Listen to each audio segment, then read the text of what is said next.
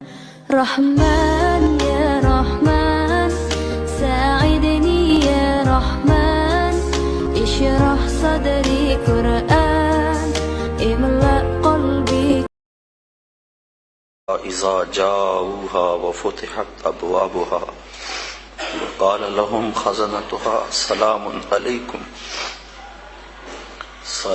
عليكم طبتم فادخلوها خالدين وقالوا الحمد لله الذي صدقنا وعده وأورثنا الأرض نتبوأ من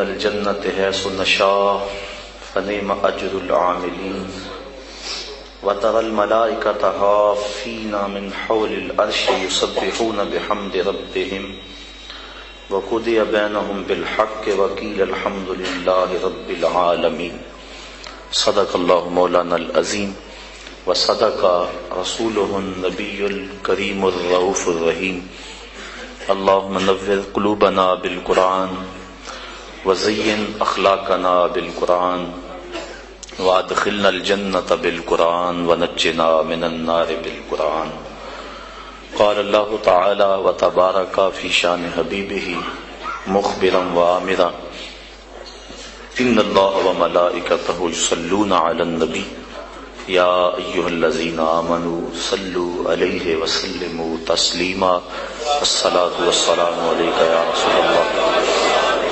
وعلى آلك وأصحابك يا حبيب الله الصلاة والسلام عليك يا رسول الله وعلى آلك وأصحابك يا محبوب رب العالمين تمام حمد و ثنا تعریف و توصیف اللہ جل مجدہ الکریم کی ذات پاک کے لیے جو خالق کائنات بھی ہے اور مالک شش جہات بھی۔ اللہ جل وعلا کی حمد و ثنا کے بعد حضور نبی اکرم شفیع امم رسول محتشم نبی مکرم اللہ کے پیارے امت کے سہارے رب کے محبوب دانائے غیوب مالک رقاب امم فخر عرب و عجم والی کون و مکان سیاہ لا مکان سید انس و جان سرور لالا رخاں نیر تاباں سرنشین مہوشاں ماہ خوباں شہنشاہ حسینہ تتمہ دوراں سرخیل زہرہ جمالاں جلوائے صبح ازل نور ذات لم یزل باعث تکوین عالم فخر آدم و بنی آدم نیر بطحا رازدار ما اوہا شاہد ما تغا صاحب علم نشرہ معصوم آمنہ احمد مجتبہ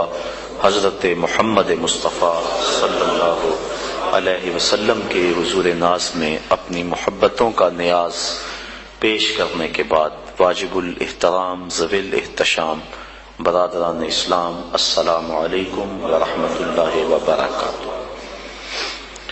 آج کسی اور آیت پہ گفتگو کرنے کا ارادہ لے کے حاضر ہوا تھا، لیکن محترم قاری صاحب نے جس محبت بھرے انداز میں سورہ زمر کی یہ آیات تلاوت کی تو میرے دل میں یہ خیال پیدا ہوا کیوں آج اس عنوان سے گفتگو نہ کی جائے۔ اور جب وہ نعت شریف پڑھ رہے تھے اور نعت شریف کا ایک شعر ایسا تھا کہ اس وقت میرا جی یہ چاہ رہا تھا کہ اس عنوان سے گفتگو کی جائے، تو چونکہ درس قرآن مجید ہے میں نے انہی آیات کو آج کی گفتگو کا موضوع بنایا۔ چند باتیں اس پہ گوش گزار کر کے اپنی گفتگو کو سمیٹ لوں گا۔ اللہ تعالیٰ میری زبان پہ کلمت الحق جاری فرمائے۔ دنیا پر جن لوگوں نے اپنی زندگی کا ایک ایک لمحہ اللہ اور اس کے رسول کے لیے گزارا اور دنیا میں اپنے آپ کو تقوی کے نور سے مزین کیا، کل قیامت کے دن جب وہ گروہ در گروہ حاضر ہوں گے تو ان کے لیے جنت کے دروازے کھول دیے جائیں گے۔ وہ کیسا منظر ہوگا؟ اللہ تعالیٰ جل شانہ نے ان آیات کے اندر اس منظر کو بیان فرمایا ہے۔ وَسِيقَ الَّذِينَ اتَّقَوْا رَبَّهُمْ إِلَى الْجَنَّةِ زُمَرًا، اور جو لوگ اپنے رب سے ڈرتے تھے، تقوی اختیار کرتے تھے، وہ قیامت کے دن جنت کی طرف گروہوں کی شکل میں جائیں گے، گروہ در گروہ جنت کی طرف روانہ ہوں گے، ان کے قافلے رواں دواں ہوں گے، حتی اذا جاؤہا، یہاں تک کہ وہ جب جنت کے دروازے کے قریب آئیں گے تو پھر کیا ہوگا؟ وَفُتِحَتْ أَبْوَابُهَا، اور ان کے لیے دروازے کھول دیے جائیں گے،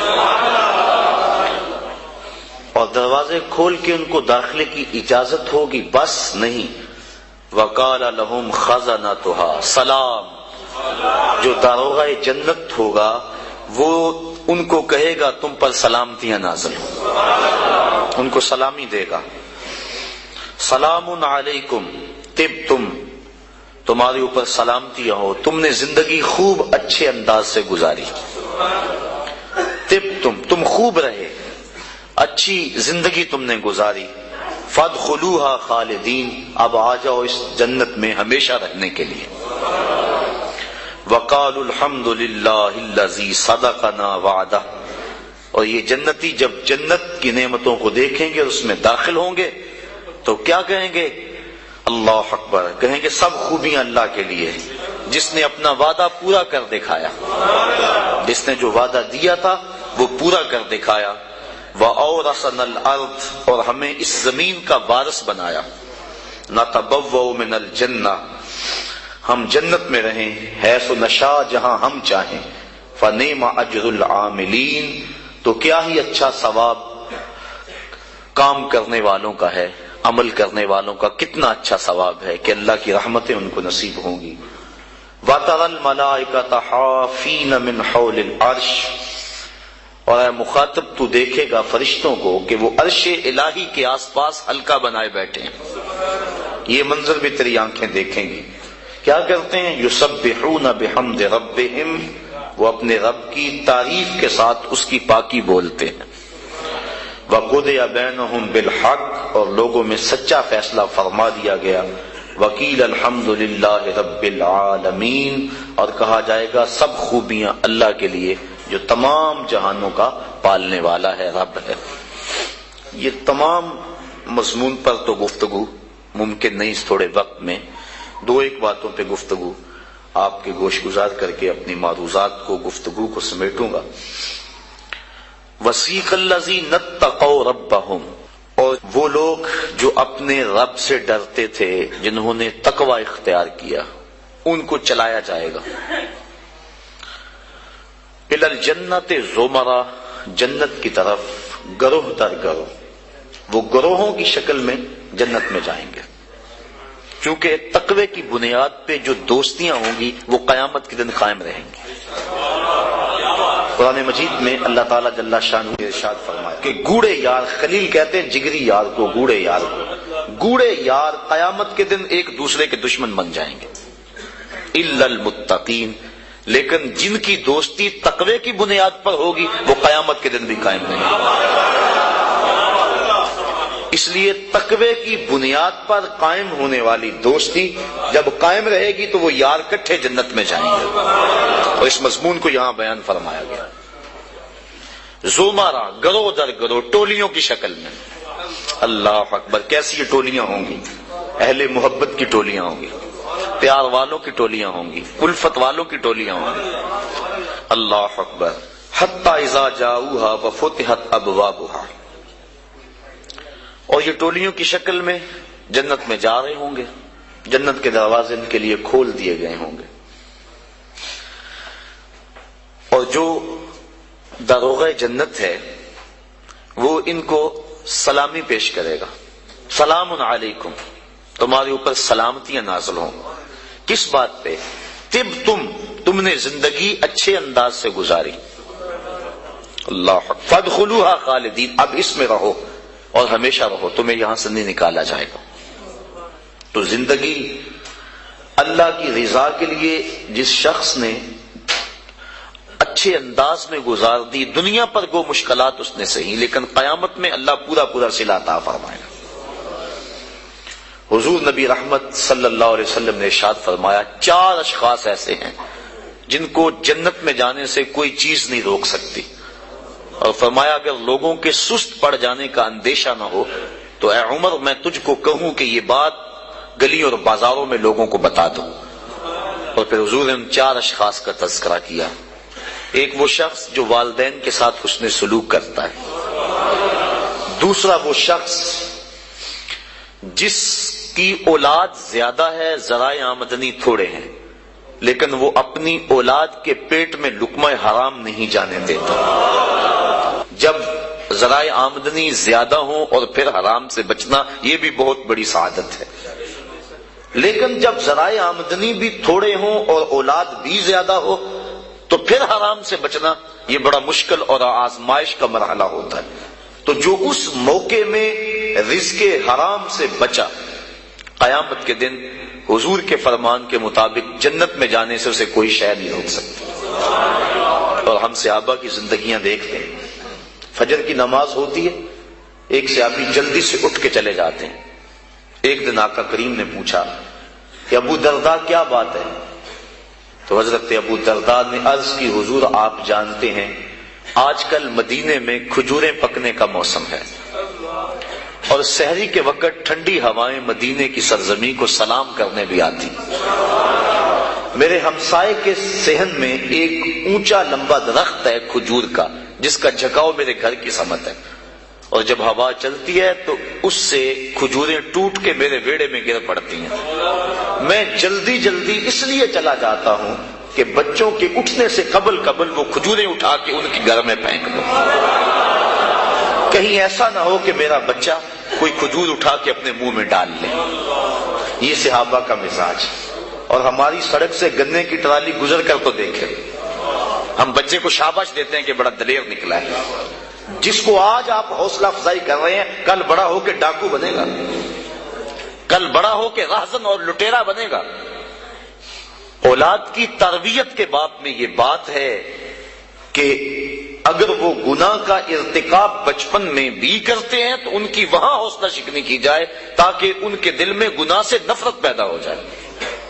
تو حضرت ابو درداء نے عرض کی حضور میں اس لیے جلدی چلا جاتا ہوں کہ ہمسائے کے گھر سے جو کھجور کا درخت ہماری سمت جھکا ہوا ہے اس کی کھجوریں جو گرتی ہیں میں ان کو اٹھا کے ان کے صحن میں پھینک دوں تاکہ کہ میرا بچہ وہ کھجور اپنے اندر نہ لے لے۔ اور آپ جانتے ہیں کہ حضرت امام حسین رضی اللہ تعالیٰ عنہ مسجد نبوی میں آئے، صدقے کی کھجوروں کا ڈھیر لگا ہوا تھا، بچے تھے، ایک کھجور اٹھا کے انہوں نے اپنے منہ میں ڈال لی۔ تو آقا کریم صلی اللہ علیہ وسلم تیزی سے آگے بڑھے اور ان کے حلق میں انگلی ڈال کر حضور نے کہا کہ اس کو نکالو باہر، اور اندر سے کھجور باہر نکلوا دیں۔ میں اور آپ اپنے رزق پر اگر غور کر لیں اور اپنے رزق کی حلت کا سامان کر لیں تو عبادت کی لذت نصیب ہو جائے۔ تیسرا وہ شخص کہ جس نے ایسی سچی توبہ کی کہ دوبارہ گناہ کی طرف جانا اتنا مشکل ہے جس طرح تھن سے نکلا ہوا دودھ دوبارہ اندر نہیں جا سکتا۔ اور چوتھی وہ عورت جس نے اپنی ساری محبتیں اپنے خامد پہ نچھاور کر دی اور اس حال میں مری کہ اس کا خامد اس پہ راضی تھا، اس کو جنت میں جانے سے کوئی چیز نہیں روک سکتی۔ تو دنیا کے اوپر مشکلات سہیں، دنیا کے اوپر اذیتیں سہیں، لیکن کل قیامت کے دن مالک ان کو بدلہ عطا فرمائے گا۔ وَسِيقَ الَّذِينَ اتَّقَوْا رَبَّهُمْ إِلَى الْجَنَّةِ زُمَرًا، وہ جائیں گے جنہوں نے تقوی اختیار کی، اور تقوی احتیاط سے زندگی گزارنے کا نام ہے۔ تقوی کے بارے میں علماء کے مختلف اقوال موجود ہیں، لیکن خلاصہ یہ ہے زندگی اس احتیاط سے گزاری جائے، اللہ اکبر، کہ انسان کے دامن سے کوئی گناہ نہ لگنے پائے۔ حضرت امام ابو نعیم الاصفہانی رحمت اللہ تعالی علیہ نے حلیہ کے اندر حضرت عبداللہ ابن مسعود رضی اللہ تعالیٰ عنہ سے روایت نقل کی ہے کہ تقوی یہ ہے کہ انسان اللہ کو یاد کرے بھولے نہ، اس کی فرما برداری کرے نافرمانی نہ کرے، اور اس کا شکر کرے ناشکری نہ کرے۔ اگر یہ چیزیں اس کے اندر پیدا ہو جاتی ہے تو وہ اس زمرے میں آ جاتا ہے جس کا نتیجہ جنت کے اندر جانے کا سبب بنتا ہے۔ اور حضرت ابو ہریرہ رضی اللہ تعالیٰ عنہ سے ایک روایت ہے جس کو امام ترمذی نے نقل کیا ہے کہ ایک دن حضور تشریف فرماتے، فرمایا کہ کوئی ہے کہ جس کو میں نصیحت کروں اور وہ اس پہ خود عمل کرے یا ایسے لوگوں تک پہنچائے جو اس پہ عمل کرے؟ تو حضرت ابو ہریرہ رضی اللہ تعالی عنہ فرماتے میں نے عرض کی حضور میں ہوں، آپ مجھے وہ نصیحتیں کریں۔ تو حضور نے میرا ہاتھ پکڑ لیا اور حضرت ابو ہریرہ فرماتے حضور نے 5 نصیحتیں مجھ کو گنوائیں۔ فرمایا گناہوں سے بچو، تم سب سے زیادہ عبادت گزار بن جاؤ گے۔ دوسری بات فرمائی اللہ کی تقسیم پہ راضی ہو جاؤ، تم سب سے زیادہ غنی بن جاؤ گے۔ اور تیسری بات ارشاد فرمائی ہمسایوں کے ساتھ حسن سلوک کرو، تم کامل مومن بن جاؤ گے۔ اور پھر فرمایا جو اپنے لیے پسند کرتے ہو وہ اپنے مومن بھائی کے لیے پسند کرو، کامل مسلمان بن جاؤ گے۔ اور پھر فرمایا زیادہ ہنسا نہ کرو، اس سے دل مردہ ہوتا ہے۔ فرمایا یہ 5 وصیتیں اللہ کے رسول نے مجھ کو گنوائیں۔ انسان گناہ کو ترک کرے، علماء نے کہا یہ تقویٰ ہے۔ اور حضور نے ان نصیحتوں میں پہلی نصیحت جو ہے وہ گناہ سے بچنے کے بارے میں حکم ارشاد فرمایا کہ گناہ سے بچا جائے۔ نیکی کرنی، اچھائی کرنی بہت بڑی دولت ہے، لیکن گناہ سے بچنا عادت ہے، کیونکہ گناہ کرنے سے اللہ ناراض ہو جاتا ہے، اور تقویٰ اللہ کی ناراضگی سے بچنے کا نام ہے۔ تقوی کے بارے میں علماء کرام نے اور بھی روایات، مختلف اقوال بزرگوں کے بیان کیے ہیں کہ انہوں نے تقوی کی دولت اختیار کر کے اپنے آپ کو جنت کا حقدار بنایا اور اپنی زندگی کا ایک ایک لمحہ اللہ کی رضا کے لیے گزارا۔ آج ان کے لیے جنت کے دروازے کھلے ہوئے ہیں اور فرشتے ان کو سلام علیکم کہہ رہے ہیں اور ان کی سابقہ زندگی پر آفرین کر رہے ہیں کہ تم نے اچھی زندگی گزاری، کہ کفاف تھوڑا تھا، ذرائع آمدنی کم تھے، اولاد زیادہ تھی، جس منصب پہ تم بیٹھے تھے تم اپنے وسائل کو بڑھا سکتے تھے لیکن اس میں آمیزش ہوتی حرام کی، لیکن روکھی سوکھی تم نے کھا لی اور زندگی کی مشکل گھاٹیوں سے تم نے گزر کے یہاں تک اپنا پہنچاؤ کیا۔ آج اللہ کی رحمتیں بڑھ کے تمہارا استقبال کر رہی۔ یہ ہے بڑا مشکل کام آج کل بالخصوص، جبکہ دوڑ لگی ہوئی ہے، ہر شخص ایک دوسرے سے آگے بڑھنے کی خواہش کے اندر حلال حرام کی تمیز چھوڑے ہوئے ہیں، اور بات کسی سے کرو تو ہر کوئی یہ کہتا ہے جی کیا کریں، پیٹ کے لیے لگے ہوئے ہیں۔ پیٹ تو 2 روٹیاں صبح مانگتا ہے، 2 شام کو مانگتا ہے، 2 دوپہر کو مانگتا ہے۔ پیٹ کا اتنا لمبا چوڑا مطالبہ نہیں ہے، صرف ہم 2 دنی 4 کے چکر میں پڑے ہوئے ہیں۔ جو بندہ جہاں ہے وہاں وہ راضی نہیں ہے۔ اور اس حدیث کا جو دوسرا ٹکڑا ہے، حضور کی جو دوسری نصیحت، اس میں یہ فرمایا گیا اللہ کی تقسیم پہ راضی ہو جاؤ، سب سے بڑے غنی ہو جاؤ گے۔ غنا دل کی بے نیازی کا نام ہے، تو جتنی مرضی دولت اور پھر بھی طلب ہو تو پھر تو انسان اس طلب میں جل رہا ہے، اطمینان مل ہی نہیں رہا۔ لیکن کفاف تھوڑا ہے، ذرائع آمدنی تھوڑے ہیں، اس سوکھی روٹی پر بھی صبر ہے، قناعت ہے، تو جو لطف اس دسترخوان پہ بیٹھ کر کھانے کا ہے وہ 5 سٹار ہوٹلوں میں کھانے کا بھی نہیں ہے۔ تو یہ حضور کا جملہ کتنا خوبصورت ہے، اور اگر نہیں ہم اللہ کی تقسیم پہ راضی ہوں گے تو کیا کریں گے؟ حدیث میں آتا ہے جب بچہ شکم مادر میں 120 دن کا ہوتا ہے تو فرشتہ آ کے 4 چیزیں لکھ جاتا ہے، ان میں سے ایک چیز اس کا رزق ہے کہ ساری زندگی میں اس کو کتنا رزق ملے گا۔ اب جتنا لکھا گیا ہے الٹی چھلانگے بھی لگائے اس سے زائد نہیں ملے گا، اور جب لکھا گیا ہے اس سے پہلے نہیں ملے گا۔ تو پھر اس رزق کے لیے اٹینشن کی ضرورت کیا ہے؟ رزق کے لیے کام کرے، محنت کرے۔ شاید میں نے کسی درس قرآن میں اس حوالے سے بات کی تھی، حضرت شیخ سعدی شیرازی فرماتے ہیں کہ ایک شخص جنگل میں گیا، اس نے دیکھا ہے کہ ایک لومڑی ہے جس کے ہاتھ پاؤں ہی نہیں ہے، سوچنے لگا مالک اسے رزق کیسے دیتا ہوگا، تو درخت پہ چڑھ کے بیٹھ گیا تھوڑی دیر کے بعد شیر آیا، اس نے شکار کیا اور پس خوردہ چھوڑ کے چلا گیا. وہ رینگتی رینگتی آگے بڑھی اور پس خوردہ کھا کے پیٹ بھر لیا. اب اس نے کہا کہ جب اس لومڑی کو اللہ عطا فرماتا ہے، میں تو اس کا بندہ ہوں، میں کیوں محنت کروں.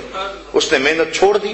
ایک دن فاقے سے کاٹا، دوسرا دن فاقے سے کاٹا، تیسرے دن جب حالت غیر ہونے لگی تو آواز آئی، بندے میں لومڑی کو بغیر کسی محنت کے دے سکتا ہوں، تجھے نہیں دیکھ سکتا، تجھے بھی عطا کر سکتا ہوں، لیکن لومڑی نہ بن، شیر بن. خود کما اور اوروں کو بھی کھلا، نہ کہ لومڑی کی طرح جو ہے وہ بن کے بیٹھ جائے. یہ بھی حکم ہے محنت کرنے کا، لیکن محنت کرنے کا، سعی کرنے کا حکم ہے، اٹینشن لینے کا حکم نہیں ہے.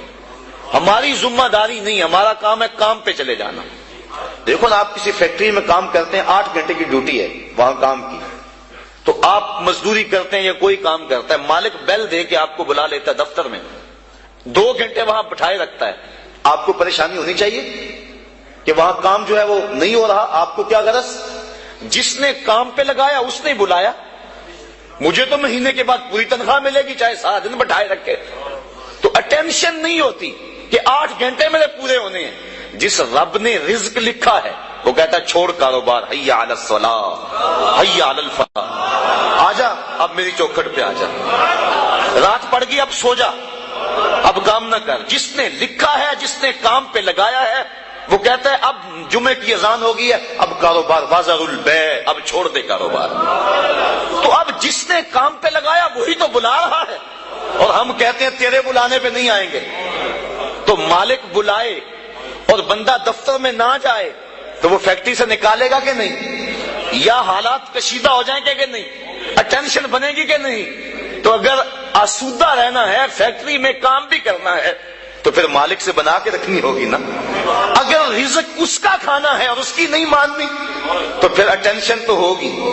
پھر کہا جائے گا جی رزق بڑا ہے، سکون نہیں ہے، پتہ نہیں کسی نے تویز ڈال دی ہوئے ہے، کسی عامل نے جادو کر دیا ہوا ہے، پھر مصیبت بنی ہے. لیکن اگر اس کی مان لیں، جب کہتا ہے کام پہ جاؤ کام پہ چلے جاؤ، اور جب کہتا ہے مسجد میں آ جاؤ مسجد پہ آ جاؤ، اور جب کہتا ہے اب سو جاؤ اس وقت سو جاؤ، کہتا ہے اب تہجد ہوگی اٹھ کے مصلی بچھا لو، مصلی بچھا لو. جو کہتا جائے کرتے رہو، تمہیں ٹینشن نہیں ہوگی، زندگی کی بہار نصیب ہو جائے.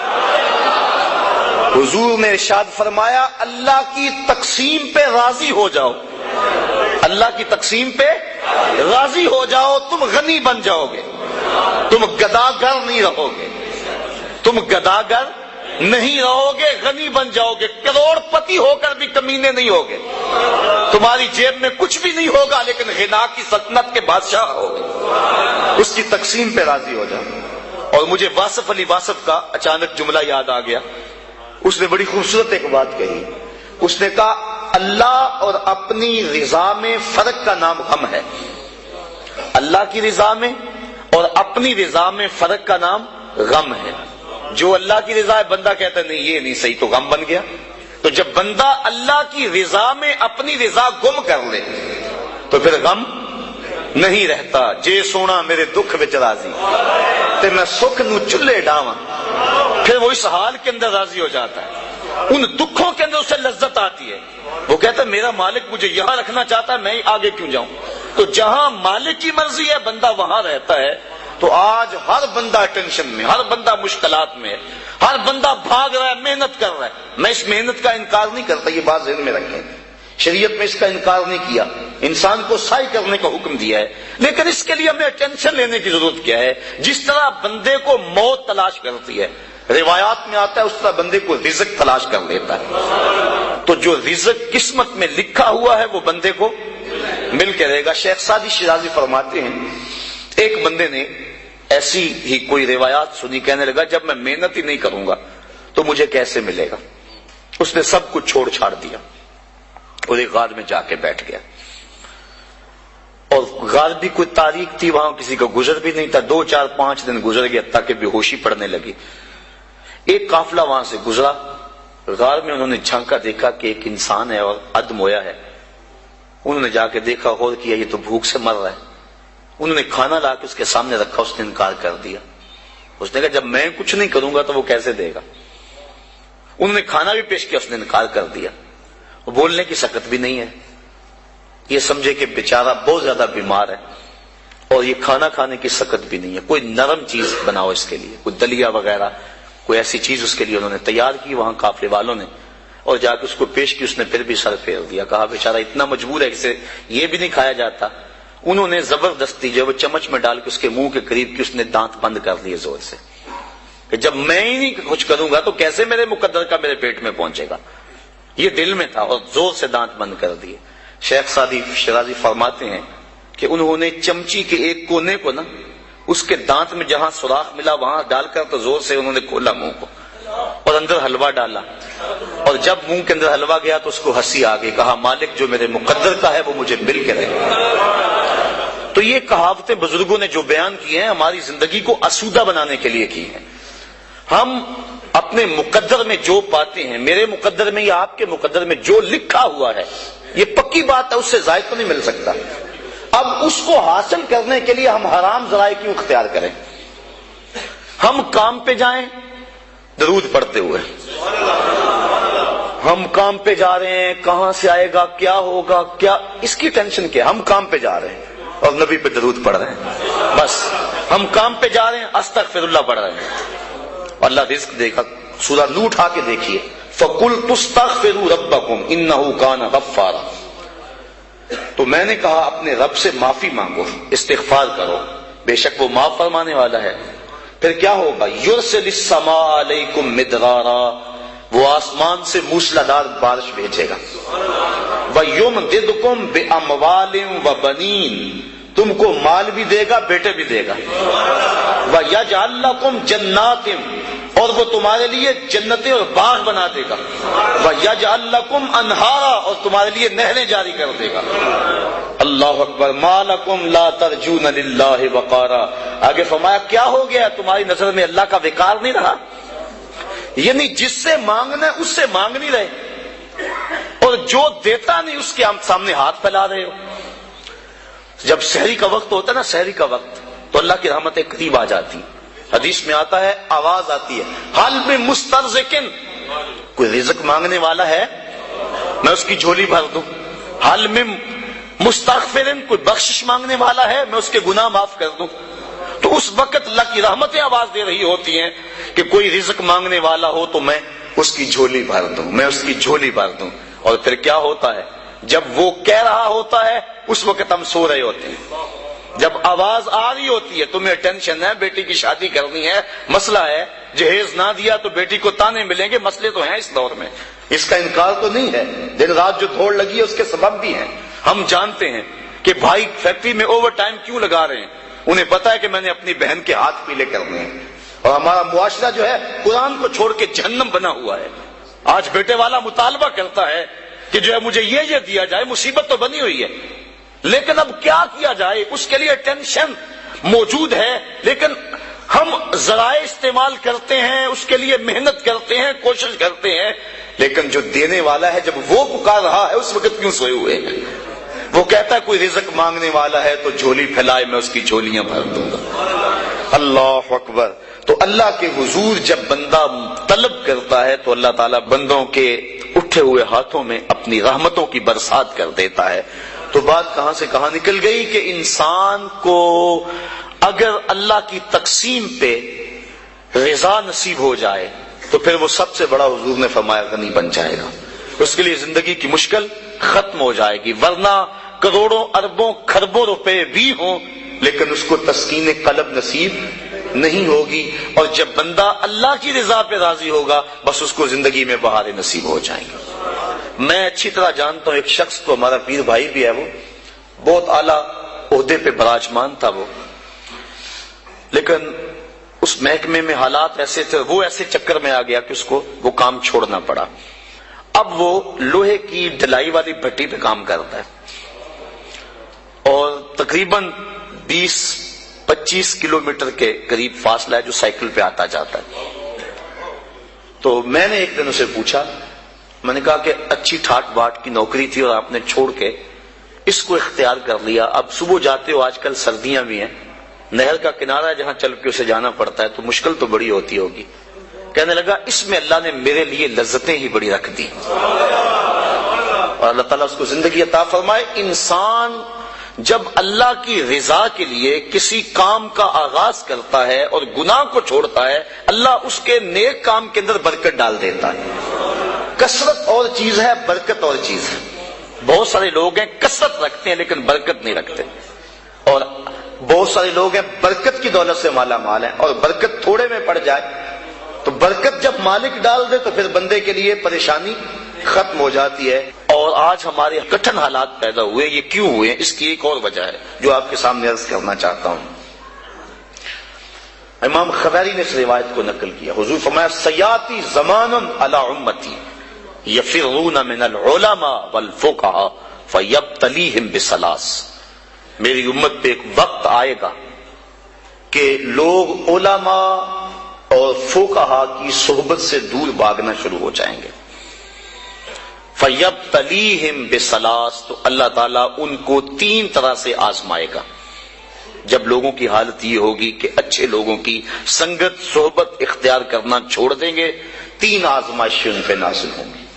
پہلی آزمائش یہی جس کے لیے آج کے مضمون کا سارا رخ ہی مڑ گیا، لیکن چلو یہ بھی ضروری باتیں میں آپ کی گوش گزار کر رہا ہوں۔ یرفع البرکۃ من کسبہم، پہلی بات یہی کہ ان کے کسب سے، کاروبار سے، مال سے برکت اٹھا لی جائے گی۔ پہلی نحوست علماء کی صحبت سے دور بھاگنے کی وجہ سے ان کو جو ملے گی۔ دوسری نحوست، ان کے اوپر ظالم حکمران مسلط کر دیے جائیں گے۔ اور تیسری نحوست اور بڑی خطرناک، وَيَخْرُجُونَ مِنَ الدُّنْيَا بِغَيْرِ الْإِيمَانِ، اور دنیا سے بغیر ایمان کے اٹھ جانے کا اندیشہ ہو۔ اور آج دیکھ لیں، یہ بات بھی درست ہے کہ آج وہ علماء کم ہیں جن علماء کی صحبت میں بیٹھ کے اللہ کا قرب ملتا ہے۔ میں جوہر آباد میں گفتگو کر رہا تھا تو وہ بات کو گفتگو تھی، تو ایک وکیل صاحب کہنے لگے کہ آپ جو بات کر رہے ہیں ہم اس بات کو تسلیم کر رہے ہیں، لیکن ان علماء کو کہاں سے ڈھونڈیں جن کی صحبت غنیمت ہوتی ہے اور جن کے دم سے انسان کو اللہ کا قرب ملتا ہے۔ آج تو گداگر اور دکاندار ہمیں مل رہے ہیں۔ تو میں انہیں اسے 2 لفظی جواب دیا، میں نے کہا تمہیں پتا ہے مٹھائی کس دکان سے اچھی ملتی ہے، کپڑا کس دکان سے اچھا ملتا ہے؟ سارا شہر چھوڑ کے وہاں جاتے ہو کہ نہیں؟ یہی نہیں پتا کہ دین اچھا کہاں سے ملتا ہے۔ حضور کی امت کی خصوصیات میں سے ایک خصوصیت یہ ہے کہ قیامت تک اس امت میں اہل حق موجود رہیں گے۔ حضور کی امت کی جو خصوصیات ہیں ان میں سے ایک خصوصیت یہ ہے، قیامت تک اس امت میں اہل حق موجود رہیں گے، گو تھوڑے رہ جائیں گے۔ لیکن چونکہ ہم شیطان کے پھندے میں آ جاتے ہیں، اور کبھی ایسا نہیں ہوا کہ ایک دکاندار سے دھوکہ کھا لیں اور پھر دوبارہ کہیں کہ ہم کپڑے پہنتے ہی نہیں، ایک ہوٹل سے دھوکہ کھا لیں تو کہہ لیں ہم کھانا کھاتے ہی نہیں۔ یہ سارے فراڈی ہوتے ہیں۔ ایک دکاندار سے دھوکہ کھائیں گے، دوسرے کے پاس جائیں گے، دوسرے سے دھوکہ کھائیں گے، تیسرے کے پاس جائیں گے، لیکن یہاں کیا ہوتا ہے کہ ہم کسی ایسے شخص کے پاس چلے جاتے ہیں جو دین کے نام پہ کاروبار کر رہا ہوتا ہے، اور پھر جب اس سے ہم ڈسے جاتے ہیں ہم سارے طبقے سے بدزن ہو جاتے ہیں۔ شاید ہم دین کو اتنی ضرورت نہیں سمجھتے جتنی کپڑے کو سمجھتے ہیں، جتنی کھانے کو سمجھتے ہیں۔ 100 جگہ سے بھی دھوکہ کھائیں ہم سمجھتے ہیں کپڑا تو پہننا ہے، کوئی اور دکان تلاش کر لو۔ تو اگر دین کو بھی ضرورت سمجھا جائے 100 مرتبہ بھی دھوکہ کھاؤ پھر بھی تلاش میں رہو، کوئی تو صاحب حق ملے گا ہی نا۔ اور پھر تم نے دھوکہ بھی تو اللہ کے نام پہ کھایا ہے نا۔ حضرت عمر فاروق رضی اللہ تعالیٰ عنہ جو غلام لمبی نمازیں پڑھتا تھا اس کو آزاد کر دیتے تھے کہ یہ لمبی نمازیں پڑھ رہا ہے۔ غلاموں کو پتہ چل گیا، جو ان کی ملک میں غلام آتے وہ لمبی لمبی نمازیں ان کے سامنے پڑھتے اور آپ ان کو آزاد کر دیتے۔ کسی نے کہا کہ تم نہیں جانتے کہ یہ دکھاوے کی نمازیں پڑھتے ہیں، یہ تمہیں دھوکہ دیتے ہیں؟ حضرت عمر فاروق نے فرمایا اللہ کے نام پہ دیتے ہیں نا، میں 100 بار یہ دھوکہ کھانے کے لیے تیار ہوں۔ تو اگر وہ لوگ جو چائے کی پیالی پہ دین بیچتے ہیں وہ لوگ بھی منبر و محراب پہ براجمان ہیں، وہ بھی لوگ تو موجود ہیں جو تاج شاہی کو ٹھوکر بھی نہیں مارتے۔ بستے ہیں کچھ ایسے پراگندہ تباہ لوگ بھی، افسوس کہ تمہیں میر سے صحبت نہیں رہی۔ وہ لوگ جن سے مل کے زندگی سے عشق ہو جائے آپ نے شاید نہ دیکھے ہوں مگر ایسے بھی ہیں۔ حضور نے ارشاد فرمایا خیار امتی العلماء، وشرار امتی العلماء، میری امت کے بدترین لوگ بھی علماء ہیں اور میری امت کے بہترین لوگ بھی علماء ہیں۔ تو اگر بہترین لوگ امت کے تلاش کرنے ہوں تو وہ بھی اسی طبقے سے ملیں گے، وہ کسی اور جگہ سے نہیں ملیں گے، اور اگر بدترین لوگ وہ بھی اس طبقے میں موجود ہیں، ہم بدترین کو دیکھتے ہیں پھر اس طبقے سے بدزن ہو جائے، اور نتیجہ کیا کہ ہم آہستہ آہستہ اس جگہ پہ پہنچ جاتے ہیں کہ علماء کی صحبت سے نفرت شروع ہو گئی، جس کے نتیجے کے اندر یہ 3 مصیبتیں ہمارے اوپر نازل ہوئی۔ پہلی مصیبت یرفع البرکۃ من کسبہم، رزق سے برکت اٹھا لی گئی، اور دوسری بات کہ ظالم حکمران مسلط کر دیے گئے، اور تیسرا دنیا سے بغیر ایمان کے چلے جانے کا اندیشہ پیدا ہوا، اور آج ہے نہیں، لوگ بیرون ملک جانے کے لیے مرزائی لکھ رہے ہیں، کتنے لوگ ہیں ایسے؟ ایمان کا سودا کرنا تو بڑا آسان ہو گیا اس دور کے اندر، چائے کی پیالی پہ لوگ دین بیچ رہے ہیں، کیا کچھ نہیں ہو رہا ہے۔ اللہ اکبر۔ حضور نے توبہ توبہ، حضور نے نشاندہی کی تھی کہ آدمی صبح کو مومن ہوگا اور شام کو کافر ہوگا، یصبح مومنا ویمسی کافرا، صبح مومن ہوگا شام کو کافر ہوگا، اور پھر فرمایا شام کو مومن ہوگا صبح کو کافر ہوگا۔ لا يبقى من الاسلام الا اسمه ولا يبقى من القرآن الا رسمه مساجدهم عامرة وهي خراب من الهدى۔ وقت آئے گا کہ قرآن صرف رسم کے طور پہ پڑھا جائے گا، اسلام صرف نام کا رہ جائے گا، مسجدیں زیب و زینت کے لحاظ سے تو آباد ہوں گی لیکن ہدایت کے نور سے خالی ہوں گی۔ جس دور کی نشاندہی کی گئی تھی کیا وہ اب دور موجود نہیں ہے؟ امام غزالی فرماتے ہیں جس دور کی نشاندہی اللہ کے رسول نے کی ہے، آج سے صدیوں قبل امام غزالی ہوئے ہیں، فرماتے ہیں وہ میرا دور ہے۔ امام غزالی فرماتے ہیں جس دور فتنہ کی نشاندہی حضور نے کی ہے وہ میرا دور ہے، اور یہ دور جس سے ہم گزر رہے ہیں یہ دور کیسا ہے؟ آج کیا ہو رہا ہے؟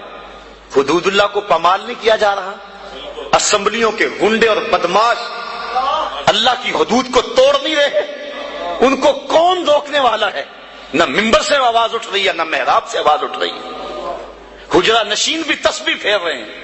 حضرت داتا گنج بخش علی اجمیری کشف الماجوب میں لکھتے ہیں کہ حضرت ابو اسحاق اسفرائینی جنگل میں گئے تو وہاں دیکھا کچھ صوفی گھاس کھا کھا کے گزارا کر رہے ہیں، گھاس کھا لیتے ہیں اللہ اللہ کرتے ہیں۔ تو امام ابو اسحاق اسفرائینی جلال میں آگے فرمایا آکلۃ الحشیش ہا ہونا انتم وامت محمد فی الفتن، تم یہاں گھاس کھاتے پھرتے ہو اور نبی کی امت فتنے میں مبتلا ہے۔ اللہ کو ایسے صوفیوں کی، ایسے تسبیح پھیرنے والوں کی ضرورت نہیں ہے، وہ تو ان لوگوں کا چاہنے والا ہے جو اللہ کے نام پہ سب کچھ قربان کر دیتے ہیں اور اپنا گھر کا سارا اثاثہ اپنی ہتھیلی پہ سجا کے کربلا کے میدان میں آ جاتے ہیں۔ تو آج کیا ہو گیا ہوا ہمیں اور ہم کس جگہ پہ کھڑے؟ یہ ایک الگ دکھڑا ہے، اگر اس مضمون کو میں چھیڑ لوں تو یہ بھی ختم ہونے پہ نہ آئے۔ آج امت جس مشکل حالات میں کھڑی ہے اور پوری دنیا کے مسلمان جہاں کھڑے ہیں آج کسی سے مخفی نہیں، اور ہمارے حکمران کیا کر رہے ہیں، اور جو ذمہ دار لوگ ہیں جن کو اسلام کے نام پہ ہم نے ووٹ دیے تھے اور اسمبلیوں میں بٹھایا تھا کہ تم اسلام کی آواز کو دبنے نہیں دینا، وہ کیا کر رہے ہیں کس سے بھی مخفی نہیں ہے۔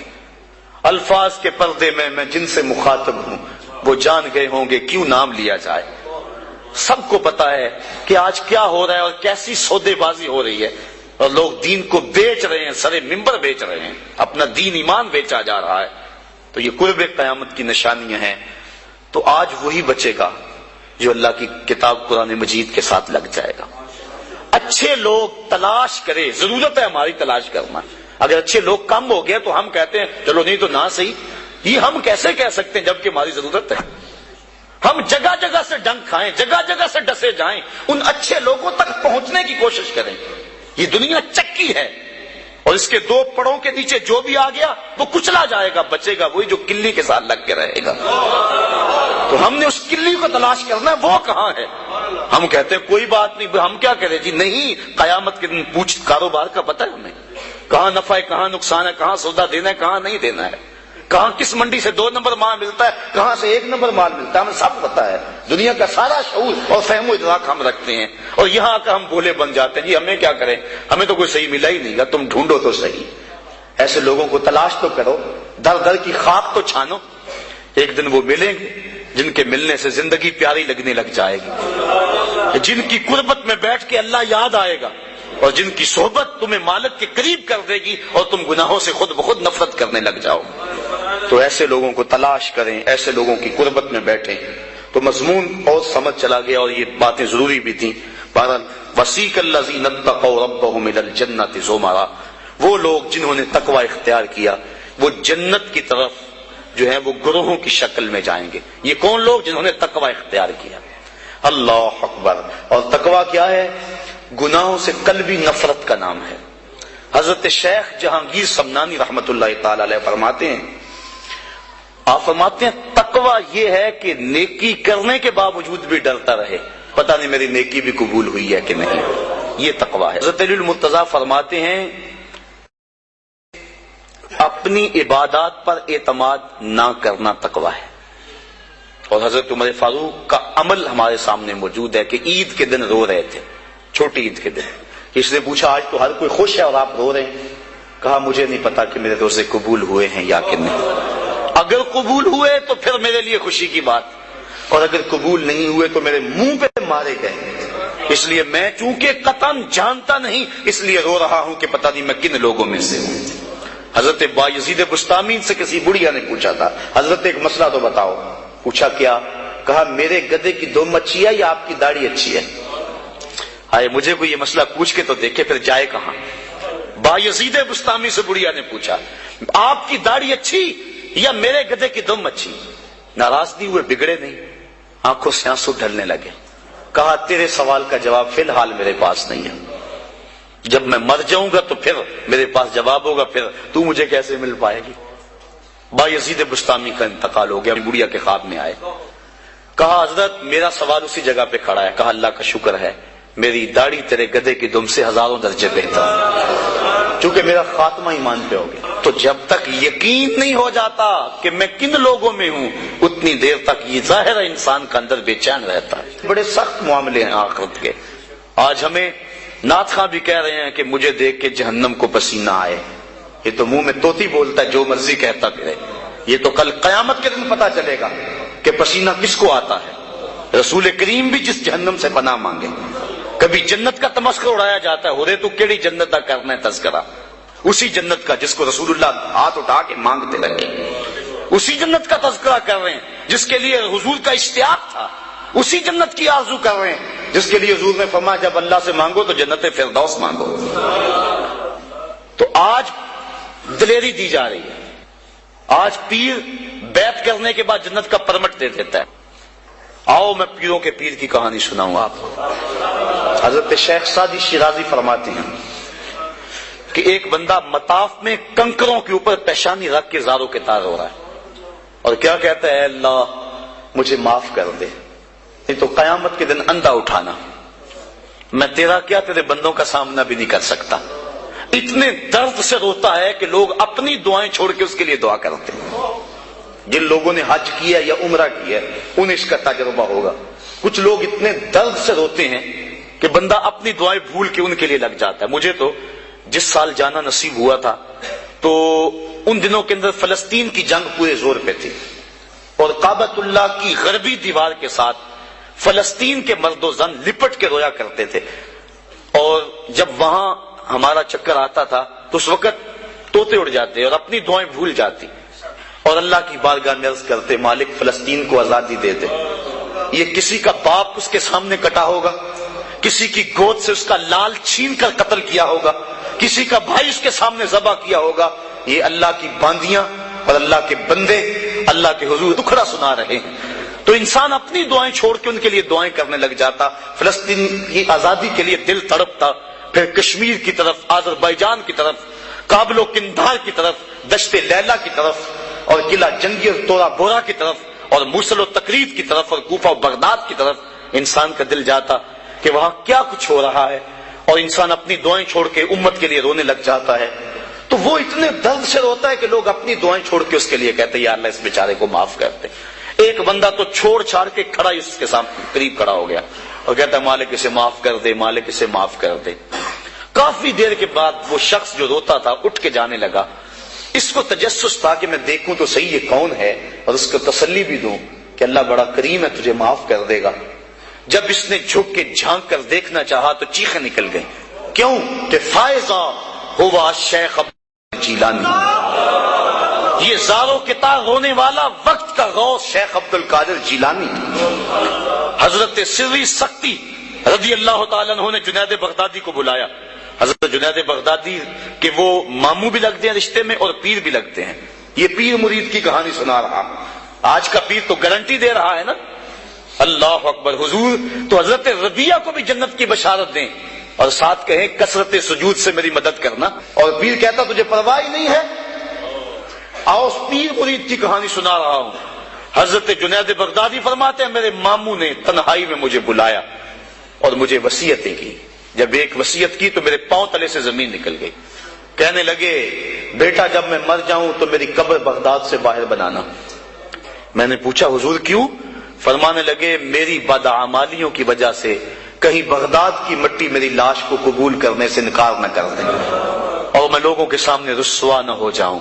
یہ ہیں وہ لوگ تتجافا جنوبہم عن المضاجع، جن کی کروٹیں بستروں سے الگ رہتی ہیں، اللہ کو خوف اور طمع میں پکارتے ہیں، لیکن زندگی کا ایک ایک لمحہ تقوی سے عبارت ہے. دنیا میں تکلیفیں سہی. حضرت امام جعفر صادق ساری زندگی ٹھنڈا پانی نہیں پیا. فرماتے تھے کیا خبر کہ اس کے حساب میں چکرا جاؤں. اور آپ کے مریدین بیٹھے ہوئے ہیں، آپ بھی بیٹھے ہوئے ہیں، لوگ بیٹھے ہیں.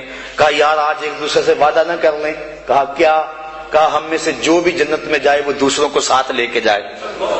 غلاموں نے کہا حضور ہم آپ سے وعدہ کریں، ہم تو آپ کے سہارے پہ بیٹھے ہوئے ہیں. کہا تم نہیں جانتے آخرت کے معاملے بڑے سخت ہیں. یہ امام جعفر صادق کہہ رہے ہیں، یہ ان کی زندگی ہے. تو ذرا دیکھیے یہ تقوی ہے، یہ خشیت ہے. اور ٹھنڈے پانی سے بھی گریز کر رہے ہیں. 3 چیزوں کا حساب نہیں ہوگا قیامت کے دن. ضرورت کے وقت کھانا پینا اور ستر عورت کے لیے کپڑا لباس اور ضرورت کا مکان. ان 3 چیزوں کا حساب نہیں ہوگا. اس کے علاوہ جو بھی نعمت اللہ نے دی ہے ثم لتسألن یومئذ عن النعیم، اللہ قرآن میں کہتا ہے ہر نعمت کے بارے میں پوچھا جائے گا. تو صاحبو جن لوگوں نے اس بات کا خیال رکھا کہ ہمارے رب نے ہمیں پوچھنا ہے اور ایک ایک بات کا ہم نے جواب دینا ہے، یہ بات درست ہے کہ اللہ اپنے فضل سے معاف کرے گا. لیکن سحری کے وقت اٹھ کے سسکیاں بھرنے والا اور رات شراب خانے میں گزارنے والا کیا قیامت کے دن ایک صف میں کھڑے کر دیے جائیں گے؟ یہ کیسے ہوگا؟ غریبوں کا خون چوسنے والا، بیواؤں اور یتیموں کا مال لوٹنے والا اور رات کی تنہائی میں ان کی مدد کرنے والا کیا ایک صف میں کھڑے کر دیے جائیں گے؟ ایسا کیسے ہو سکتا ہے؟ تو صاحب وہ تقوی ہے کہ انسان اپنی زندگی کے ایک ایک قدم کو بچا بچا کے رکھے کہ میں اللہ کی ناراضگی سے بچ جاؤں. اور دنیا کو اس نے مشکلات میں ڈال دیا. آج کہتے ہیں دین پہ عمل کرنا بڑا مشکل ہے. جو بندہ دین پہ عمل کرنا چاہتا ہے اللہ قرآن میں سورۃ الاعلی میں فرماتا ہے مشکل نہیں، ہم اس کے لیے آسان بنا دیتے ہیں. چلو لوگوں کے لیے مشکل ہی صحیح، لیکن اس نے مشکل میں یہ زندگی کاٹ لی. اور دنیا ہے بھی، دنیا سجن المومن، مومن کے لیے ہے بھی قید خانہ. لیکن جب قید سے چھوٹا پھر کیا ہوا؟ اللہ کی رحمتیں بڑھ کے اس کا استقبال کر رہی ہیں. پھر گروہوں کے اندر وہ جنت میں جائیں گے اور فرشتے کہیں گے سلام ہو تمہیں کہ تم نے زندگی اچھے ڈھب سے گزاری ہے، اب جنت میں آ جاؤ، تم اس جنت سے کوئی نکالنے والا نہیں ہے. اور وہ کہیں گے اللہ تیری تعریفیں اور تیری خوبیاں، تو نے جو وعدہ کیا تھا آج واقعی تو نے سچا کر دکھایا ہے. اور پھر جنت میں ان کو گوناگون نعمتیں دی جائیں گی اور جنت میں مائے معین ہوگا، حوض کوثر ہوگا، سلسبیل ہوگا. کبھی وہ حوروں سے جام پیئیں گے، کبھی وہ غلمانوں سے جام پیئیں گے. لذت تو بڑی ہوگی، لیکن ایک لذت کی کہانی اللہ نے قرآن میں سنائی. ہمیں ایک وقت ایسا بھی پھر آئے گا وَسَقَاهُمْ رَبُّهُمْ شَرَابًا طَهُورًا، ان کا رب انہیں خود شراب طہور پلائے گا کہ تم نے میرے لیے چھوڑا، دنیا کی شراب تو نہیں پی لو، میرے دستے قدرت سے شراب پیو. تو وَسَقَاهُمْ رَبُّهُمْ، نہ حوروں کے ہاتھوں سے، نہ غلمانوں کے ہاتھوں سے، نہ کسی اور کے ہاتھوں سے. وَسَقَاهُمْ رَبُّهُمْ. پھر دنیا کی تکلیفیں یاد رہیں گی جب مالک شراب طہور پلا رہا ہوگا. تو یہ ہے زندگی.